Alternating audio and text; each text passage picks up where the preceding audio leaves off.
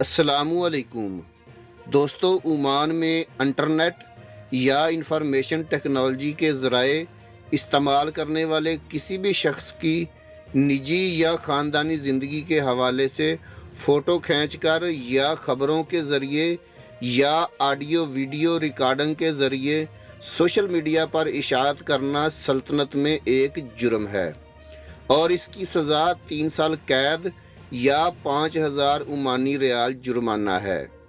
دوستو، public prosecution کے ذریعے آن لائن جاری کردہ ایک بیان میں کہا گیا ہے کہ انٹرنیٹ یا انفارمیشن ٹیکنالوجی کے ذرائع استعمال کرتے ہوئے کسی بھی شخص کی موبائل فون کے ذریعے تصاویر بنانا یا سوشل میڈیا پر شیئر کرنا ایسے کام کو کرنا دوسروں کی توہین کرنے میں شمار کیا جائے گا اور ایسا کرنا سلطنت میں جرم ہے۔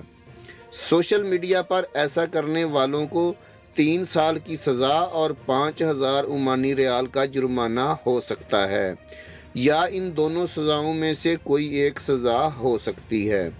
دوستو، میری آپ سب سے گزارش ہے کہ آپ لوگ بھی سوشل میڈیا استعمال کرتے ہوئے احتیاط کریں اور کسی کی بھی تصاویر یا کوئی بھی مواد آگے شیئر کرنے سے گریز کریں۔